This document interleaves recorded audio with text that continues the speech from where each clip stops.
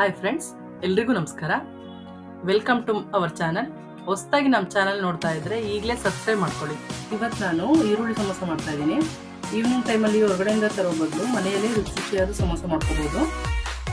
ಇದಕ್ಕೆ ನಾನು ತೊಗೊಂಡಿರೋಂಥ ಇಂಗ್ರೀಡಿಯೆಂಟ್ಸ್ ಅಂದರೆ 1 ಕಪ್ ಮೈದಾ, 1 ಕಪ್ ಪೇಪರ್ ಅವಲಕ್ಕಿ, 3 ದಪ್ಪ ಈರುಳ್ಳಿ, 2 ಹಸಿಮೆಣಸಿನಕಾಯಿ ಚಿಕ್ಕದಾಗಿ ಕಟ್ ಮಾಡಿ ಇಟ್ಕೊಂಡಿದ್ದೀನಿ, 1 ಇಂಚು ಶುಂಠಿ ತುರಿದಿಟ್ಕೊಂಡಿದ್ದೀನಿ, ಒಂದು ಅರ್ಧ ಚಮಚದಷ್ಟು ಅಚ್ಕಾರದ ಪುಡಿ, ಒಂದು ಅರ್ಧ ಚಮಚದಷ್ಟು ಗರಂ ಮಸಾಲ, ಒಂದು 1/4 ಚಮಚದಷ್ಟು ಅರಿಶಿನ, ಅರ್ಧ ಸ್ಪೂನಷ್ಟು ಓಂಕಾಳು, 1 ಟೇಬಲ್ ಸ್ಪೂನಷ್ಟು ಧನಿಯಾ ಕಾಳು, ಅರ್ಧ ಕಟ್ನಷ್ಟು ಕೊತ್ತಂಬರಿ ಸೊಪ್ಪು, ರುಚಿಗೆ ತಕ್ಕಷ್ಟು ಉಪ್ಪು, ಕರಿಯೋದಕ್ಕೆ ಎಣ್ಣೆ ತೊಗೊಂಡಿದ್ದೀನಿ. ಮೊದಲಿಗೆ ಒಂದು ಬೌಲ್ಗೆ 1 ಕಪ್ ಮೈದಾ ಹಿಟ್ಟು ಹಾಕೋತಾ ಇದ್ದೀನಿ. ತಕ್ಕಷ್ಟು ಉಪ್ಪು, 1-2 ಸ್ಪೂನ್ ಅಷ್ಟು ಎಣ್ಣೆ ಹಾಕ್ಕೊಂಡು ಹಾಗೆ ಡ್ರೈಯಾಗಿ ಕಲಿಸ್ಕೊತಾ ಇದ್ದೀನಿ. ಈ ಟೈಮ್ನಲ್ಲಿ ನಾನು ತೋರಿಸಿರೋ ಓಂಕಾಳನ್ನ ಹಾಕೊಳ್ಳೋರು ಹಾಕೋಬೋದು. ನಮ್ಮ ಮನೇಲಿ ಯಾರಿಗೂ ಅದ್ರ ರುಚಿ ಇಷ್ಟ ಇಲ್ದಿರೋದ್ರಿಂದ ಅದು ಹಾಕೋತಾ ಇಲ್ಲ. ಹಾಗೆ ಅದನ್ನು ಡ್ರೈಯಾಗಿ ಕಲಿಸ್ಕೊಂಡಾದ್ಮೇಲೆ ಸ್ವಲ್ಪನೇ ನೀರು ಹಾಕೊಂಡು ಚಪಾತಿ ಹಿಟ್ಟಿನ ಥರ ಗಟ್ಟಿಯಾಗಿ ಕಲಿಸ್ಕೋಬೇಕು.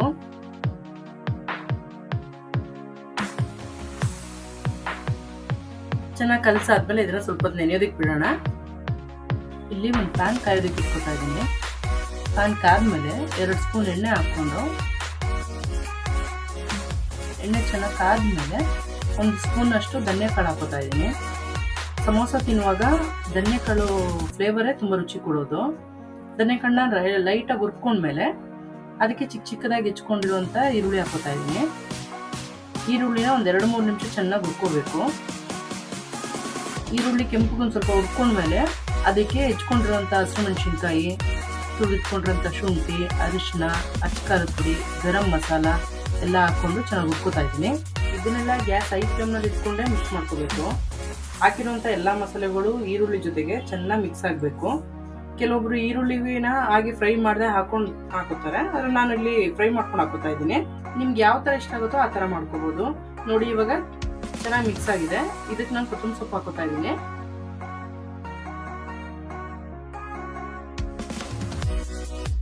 ಇದನ್ನ ಒಂದು ಬಟ್ಲಿಗೆ ಹಾಕೋತಾ ಇದ್ದೀನಿ. ಇದಕ್ಕೆ 1 ಕಪ್ನಷ್ಟು ಪೇಪರ್ ಅವಲಕ್ಕಿ ಕೂಡ ಸೇರಿಸ್ಕೊತಾ ಇದ್ದೀನಿ.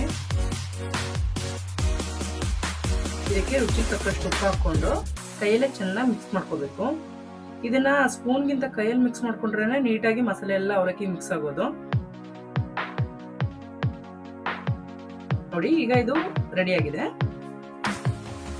ಈಗ ನೋಡಿ, ಹಿಟ್ಟನ್ನ ಒಂದು 2-3 ನಿಮಿಷ ಚೆನ್ನಾಗಿ ನಾದ್ಕೋತಾ ಇದ್ದೀನಿ. ಹಿಟ್ಟನ್ನು ಚೆನ್ನಾಗಿ ನಾದ್ಕೊಂಡ್ಮೇಲೆ ಚಪಾತಿ ಉಂಡೆಗಳನ್ನ ಒಂದೇ ಸಲ ಒಂದು 7-8 ಉಂಡೆಗಳನ್ನ ರೆಡಿ ಮಾಡಿ ಇಟ್ಕೋತಾ ಇದ್ದೀನಿ. ಅದ್ರಲ್ಲಿ ಒಂದು ಉಂಡೆ ತಗೊಂಡು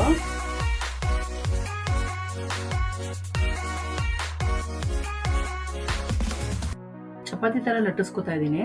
ಇದು ದಪ್ಪ ಇರಬಾರ್ದು. ದಪ್ಪ ಇದ್ರೆ ಫೋಲ್ಡ್ ಮಾಡೋದಕ್ಕೂ ಕಷ್ಟ ಆಗುತ್ತೆ, ಹಾಗೆ ತಿನ್ನೋದಕ್ಕೂ ಚೆನ್ನಾಗಿರಲ್ಲ. ಅದಕ್ಕೆ ಆದಷ್ಟು ತೆಳ್ಳಗೆ ಲಟ್ಟಿಸ್ಕೋಬೇಕು.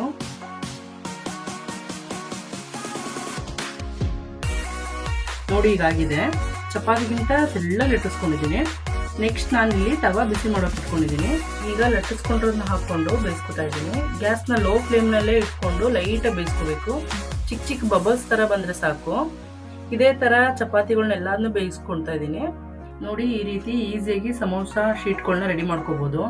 ಒಂದ್ಸಲ ಈ ಥರ ಮಾಡಿ ಸ್ಟೋರ್ ಮಾಡಿ ಇಟ್ಕೊಂಡ್ರೆ ಬೇಕಾದಾಗ ಸಮೋಸ ಮಾಡ್ಕೋಬೋದು. ನೆಕ್ಸ್ಟ್ ಎಲ್ಲ ಶೀಟ್ನೂ ಇಟ್ಕೊಂಡು ಒಂದೇ ಸಲ ಕಟ್ ಮಾಡ್ಕೋತಾ ಇದ್ದೀನಿ. ಎಲ್ಲದನ್ನು ಒಂದೇ ಸಲ ಕಟ್ ಮಾಡ್ಕೊಳ್ಳೋದ್ರಿಂದ ಎಲ್ಲ ಒಂದೇ ಸೈಜ್ನಲ್ಲಿ ಆಗುತ್ತೆ. ನೋಡಿ, 4 ಕಡೆ ಒಂದೇ ಥರ ಕಟ್ ಮಾಡ್ಕೋತಾ ಇದ್ದೀನಿ. ಈಗ ಮಧ್ಯಕ್ಕೆ ಕಟ್ ಮಾಡ್ಕೋತಾ ಇದ್ದೀನಿ. ಇದೇ ಥರ ಎಲ್ಲ ಕಟ್ ಮಾಡಿಕೊಂಡು ಶೀಟ್ಗಳನ್ನ ರೆಡಿ ಮಾಡಿ ಇಟ್ಕೋತಾ ಇದ್ದೀನಿ. ನೆಕ್ಸ್ಟ್ ಇವಾಗ ಸಮೋಸ ಬೈಂಡ್ ಮಾಡೋದಕ್ಕೆ ಮೈದಾ ಪೇಸ್ಟ್ ರೆಡಿ ಮಾಡ್ಕೋತಾ ಇದ್ದೀನಿ. ಒಂದು ಚಿಕ್ಕ ಬೌಲ್ಗೆ 2 ಸ್ಪೂನ್ ಮೈದಾ ಹಾಕ್ಕೊಂಡು ಸ್ವಲ್ಪ ನೀರು ಹಾಕ್ಕೊಂಡು ಮಿಕ್ಸ್ ಮಾಡ್ಕೋತಾ ಇದ್ದೀನಿ. ನೋಡಿ, ಇವಾಗ ಪೇಸ್ಟ್ ರೆಡಿ ಆಗಿದೆ.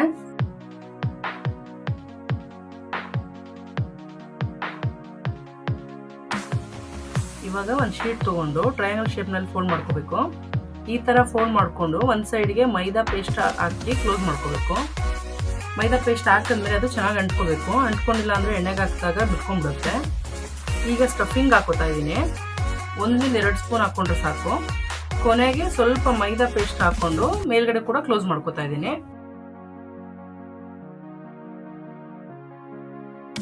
ಇದೇ ಥರ ಎಲ್ಲ ಸಮೋಸಗಳನ್ನ ರೆಡಿ ಮಾಡಿ ಇಟ್ಕೊಂಡಿದ್ದೀನಿ. ಇದೇ ಥರ ಎಲ್ಲ ರೆಡಿ ಮಾಡಿ ಇಟ್ಕೊಂಡ್ರೆ ಒಂದೇ ಸಲ ಎಣ್ಣೆಗೆ ಹಾಕೋದಕ್ಕೆ ಈಸಿ ಆಗುತ್ತೆ. ಈಗ ಎಣ್ಣೆ ಕಾಯೋದಕ್ಕೆ ಇಟ್ಕೊಂಡಿದ್ದೀನಿ. ಎಣ್ಣೆ ಕಾದ್ಮೇಲೆ ಒಂದೊಂದಾಗಿ ಎಣ್ಣೆ ಬಿಡ್ತಾ ಇದ್ದೀನಿ. ಇದನ್ನ ಆದಷ್ಟು ಲೋ ಫ್ಲೇಮ್ನಲ್ಲೇ ಬೇಯಿಸ್ಕೋಬೇಕು. ಹೈ ಫ್ಲೇಮ್ನಲ್ಲಿ ಬೇಯಿಸ್ಕೊಂಡ್ರೆ ಸಿದೋಗ್ಬಿಡುತ್ತೆ. ಸರಿಯಾಗಿ ಎರಡೂ ಕಡೆ ಮಚ್ಚಿ ಫ್ರೈ ಮಾಡ್ಕೋಬೇಕು. ಹೊರಗಡೆಯಿಂದ ಕ್ರಿಸ್ಪಿಯಾಗಿ ಬ್ರೌನ್ ಕಲರ್ ಆಗೋವರೆಗೂ ಫ್ರೈ ಮಾಡ್ಕೊಂಡ್ರೆ ಸಾಕು. ಇದೇ ಥರ ಎಲ್ಲ ಸಮೋಸಗಳನ್ನ ರೆಡಿ ಮಾಡ್ಕೋತಾ ಇದ್ದೀನಿ. ಈಗ ನೋಡಿ ಗರ್ಗರಿಯಾದ ಸಮೋಸ ತಿನ್ನಲು ರೆಡಿ. ಈ ರೆಸಿಪಿನ ಒಂದ್ಸಲ ಟ್ರೈ ಮಾಡಿ. ನಿಮ್ಗೆ ಇಷ್ಟ ಆದರೆ ಲೈಕ್ ಮಾಡಿ, ಶೇರ್ ಮಾಡಿ, ಕಮೆಂಟ್ ಮಾಡಿ ತಿಳಿಸಿ ಯಾವ ಥರ ಇತ್ತು ಅಂತ. ನೀವಿನ್ನೂ ಸಬ್ಸ್ಕ್ರೈಬ್ ಮಾಡದೆ ನೋಡ್ತಾ ಇದ್ರೆ ನೆಕ್ಸ್ಟ್ ನಾನು ಹಾಕೋ ವಿಡಿಯೋದು ನೋಟಿಫಿಕೇಶನ್ ಬರೋದಿಲ್ಲ. ಪ್ಲೀಸ್ ಸಬ್ಸ್ಕ್ರೈಬ್ ಮಾಡಿಕೊಂಡು ಸಪೋರ್ಟ್ ಮಾಡಿ.